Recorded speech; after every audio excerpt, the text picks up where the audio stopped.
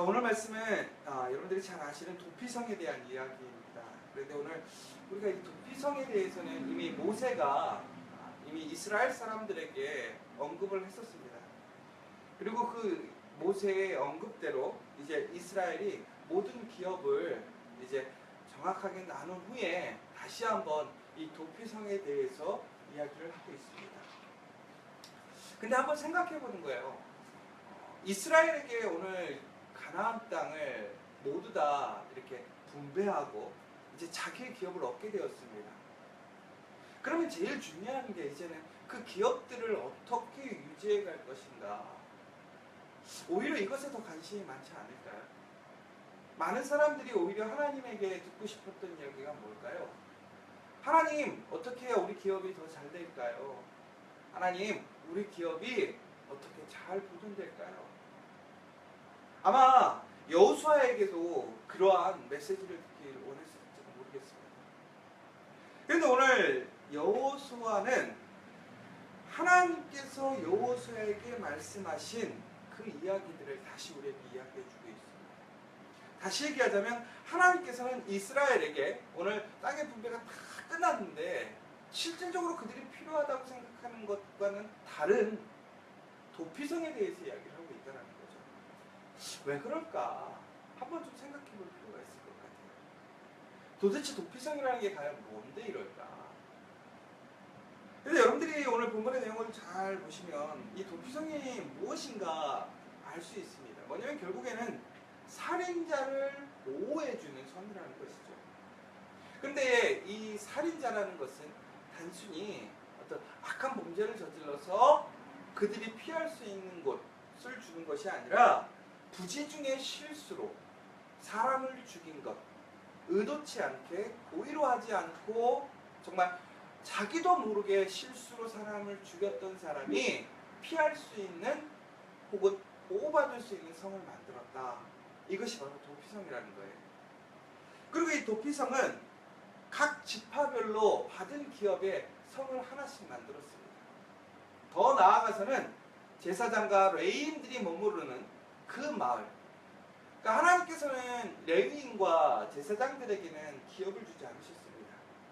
그 대신 그들이 각각의 그 지파 안에 속해 살아가지만 그 지파 안에 속해서 살아가더라도 그들이 거주할 땅은 필요하니까 거주할 성을 지정을 해주었어요. 바로 그 성들 중에 한 곳들을 선택하셔서 하나님은 그 각 지파마다 도피성이 세워지게 했다라는 것이죠. 그러면 무엇이 이렇게 도피성이 중요하길래 각 지파마다 레위인들이 사는 그곳에 이런 하나님의 도피성을 만들었는가? 결국은 하나님이 생각하시는 기업이 가장 중요한 게 뭐냐? 그러니까 우리가 생각하는 기업 뭐냐 이거예요. 기업이 뭐 성경에서 얘기하는 기업은 두 가지로 크게 나눌 수 있겠죠. 자녀와 땅이란 말이에요. 그런데 오늘 하나님께서 이스라엘 사람들에게 땅을 나눠주고 기업을 나눠주셨어요. 그 와중에 가장 먼저 그 땅보다 더 귀한 것이 뭐냐? 바로 사람이라는 거예요. 사람의 생명이라는 거예요. 오늘 말씀을 보시면 사람들이 실수할 수 있어요. 누구나 실수할 수 있어요. 그래서 가장 존귀한 생명을 우리가 항상 지키고 보호하고 존중해야 되지만 우리는 항상 연약하고 부족함으로 나도 모르게 그 생명을 해할 수도 있고 상하게 할 수도 있다는 거예요. 성경에서 보면 가장 큰 죄가 바로 그 생명을 해하는 거예요. 그래서 우리 이스라엘의 어떤 율법적인 내용들을 보자면 이런 얘기가 있어요. 눈에는 눈, 이에는 이라는 얘기가 있죠.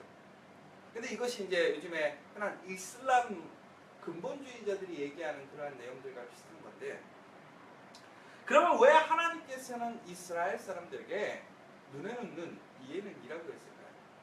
결국은 이것이 이제 여러분들이 후에 알 수 있는 고멜 제도라는 것을 아실 수 있을 거예요. 이 고멜 제도라는 게 과연 뭐냐면 기업을 물어주는 거예요. 내가 능력이 없으면 친족들이 그 기업을 대신 맡아서 유지하고 있다가 희년이 되면 그 사람에게 다시 돌려주는 거예요. 그러니까 이스라엘에게는 땅이 종속적으로 누군가에게 넘어가는 게 없어요. 왜? 그 땅은 하나님 건데 하나님께서 각 지파에게 골고루 나눠주신 거예요. 그래서 그 소유권은 하나님에게 있고 그 이용권을 하나님께서는 우리에게 주셨는데 그 이용권을 우리가 임의적으로 사고 팔 수가 없는 거죠. 왜? 하나님께서는 그 기업을 통해서 그 한 사람, 그 지파가 건강하게, 온전하게 살아가기 위한 그 장치를 하신 거예요.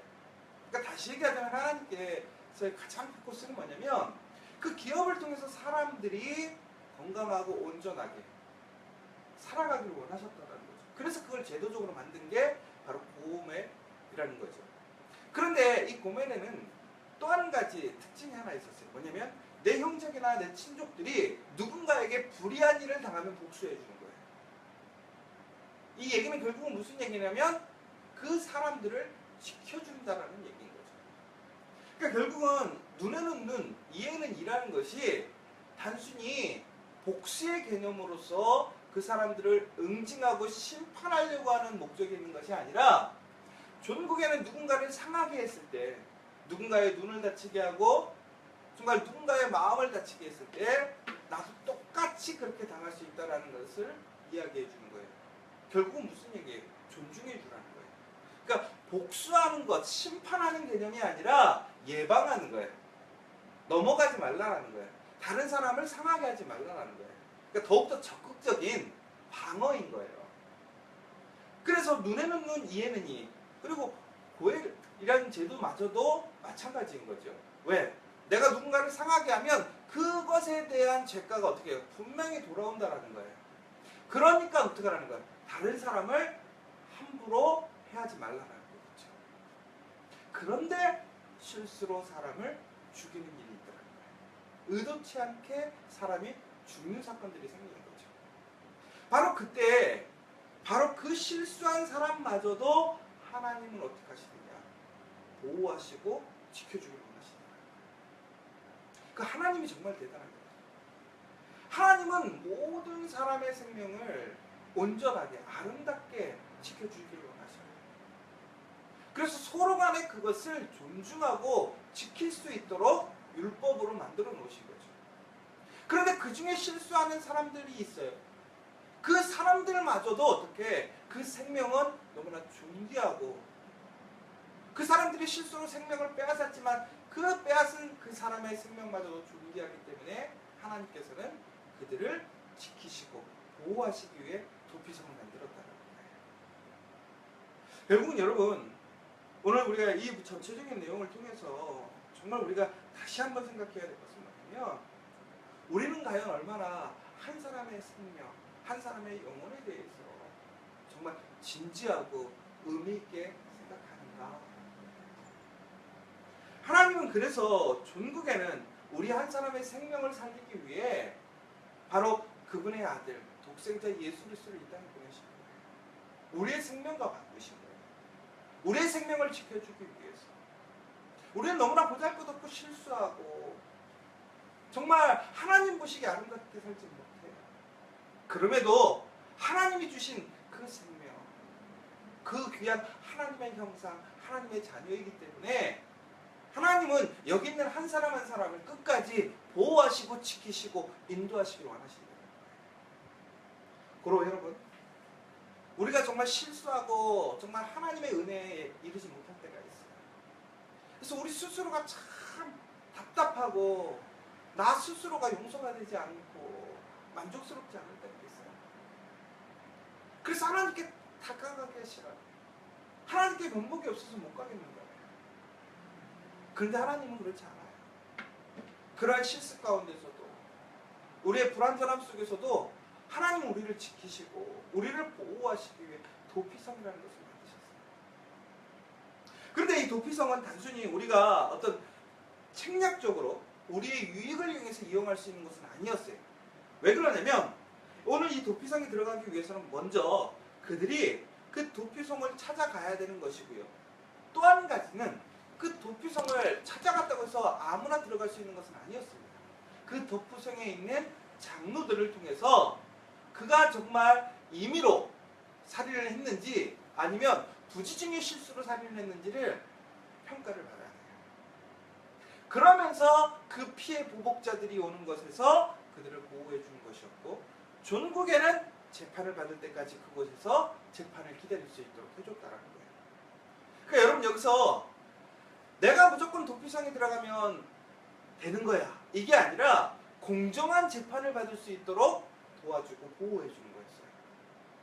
그러니까 하나님께서는 우리가 실수하면 그 실수 가운데서 우리가 공정하게 하나님 앞에서 평가받고 심판받을 수 있는 기회를 주신다는 거예요.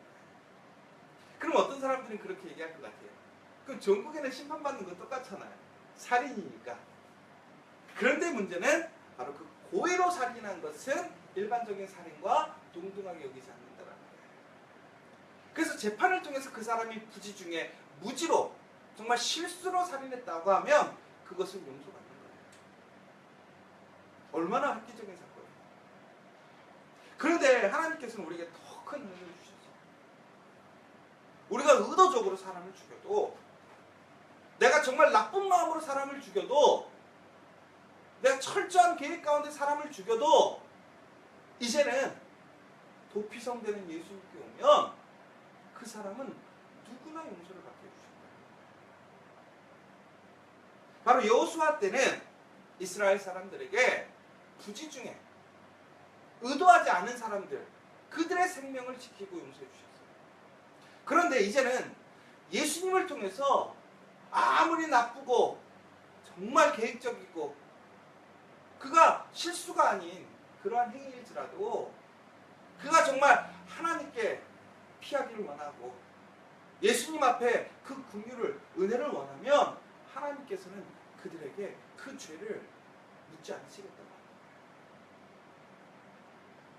더 나아가서는 이제는 하나님께서는 그 도피성에 있는 사람이, 그 제사장이 죽으면 존국에는 자유함을 얻게 된다라고 얘기하고 있어요. 이 제사장이 죽는다라고 하는 것은 결국은 한 회기가 끝났다고 생각하는 거예요. 모든 면책이 이루어졌다고 생각하는 거예요. 그래서 그는 사람들 앞에서 재판을 받고 무죄가 선언이 되고, 그리고 제사장이 죽게 되면 이제는 다시 세상에 나와서 그가 예전과 변함없이 같은 생활을 할 수 있게 얘기를 하고 있다는 거죠. 바로 여기서 우리에게 다시 한번 얘기해 주겠죠. 예수님을 통해서 우리가 용서함을 받았어요. 그러면 나는 낙인 찍힌 주홍 글씨처럼 나는 항상 죄책감으로 사회에 협력하지 못하고 세상 가운데 살아가지 못하느냐, 그렇지 않다는 거죠. 왜? 모든 대제사장 되시는 예수님께서 우리를 위해 죽으셨다는 거예요. 바로 그날 이후에 우리는 어떻게 된 거예요? 예수님을 믿고 예수님으로 인해 죄사함을 받은 사람들은 그날로 이제는 자유한 사람이 되었다. 죄 없는 사람이 되었다. 일상으로 돌아갈 수 있다는 거예요. 사랑하는 여러분, 우리는 아무리 완벽하려고 해도 완벽할 수 없고요. 우리가 아무리 올바른 것을 하려고 해도 올바르게 되지 않아요. 결국에는 우리는 실수하고 의도치 않게 정의롭고 공의롭지 못한 일들이 많아요. 그럼에도 불구하고 하나님께서는 우리를 더욱더 사랑하시고 지키시고 그 은혜를 위해 예수님을 이 땅에 보내셨어요. 여러분, 예수님이 있음을 기억하시고 어떠한 순간에도 낭망하거나 좌절하지 마십시오. 그리고 우리가 피할 곳은 오직 예수님밖에 없다는 걸 기억하십시오. 예수님께 가면 우리가 사람을 죽이고 도저히 용서받지 못하는 것마저도 우리는 그 가운데서 용서받고 다시 우리의 삶을 회복시킬 수 있어요. 그렇다면 지금 우리에게 더 필요한 게 뭐예요? 그런데 우리는 그 작은 것, 그것보다 더 못한 것마저도 우리는 하나님께 가져가지 않아요. 예수님께 가져가지 않아요. 그리고 고민하고 낭만하고 주저하고 상심하고 그냥 머물러 있을 때가 얼마나 많아요. 여러분 기억하세요. 우리가 정말 실수해서 사람을 죽인다 할지라도 그 죄를 용서해 주시는 하나님. 내가 의도적으로 실수하고 나쁜 놈이었을지라도 예수 그리스도의 그 보혈의 능력을 믿고 가면 용서해 주시는 예수님. 하물며 여러분, 지금 여러분들이 하나님의 자녀로서 필요하고 정말 하나님의 말씀으로 살아가기 위해 필요한 것이 있다면 정말 하나님께로 나아가세요. 예수님께 나아가세요. 그러면 예수님께서는 여러분에게 그 놀라운 은혜와 긍휼을, 또한 여러분에게 정의와 공의를 여러분들에게 실천하실 것을 믿으십니다. 오늘 이 시간 정말 다시 한번 우리가 피할 성이 누구인가, 우리에게 도움을 주시는 분이 누구인가, 정말 우리에게 은혜를 주시는 분이 누구인가를 잊지 마시고 다시 한번 그 성으로, 그 예수 그리스도께로 나아가서 정말 하나님의 신실하신 은혜로 다시 회복되어지고 다시 그 은혜 가운데서 새로운 삶을 시작할 수 있는 여러분이 되기를 간절히 소망합니다. 오늘 이 시간 다시 한번 같이 기도했으면 좋겠습니다.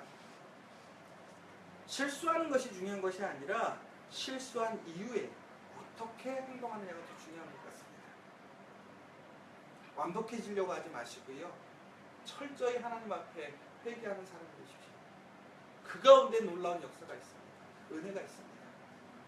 그리고 우리의 모든 삶에 정말 예수 그리스도가 우리의 소망이요 은혜요 능력인 것을 믿고 함께 기도하시는 이 시간이 되셨으면 좋겠고, 또 특별히 오늘 이 시간 간절히 기도할 제목들이 있다면 다시 한번 예수님의 이름으로 예수님께 간절히 간구하고 기도하는 이 시간이 되기를 간절히 소망합니다.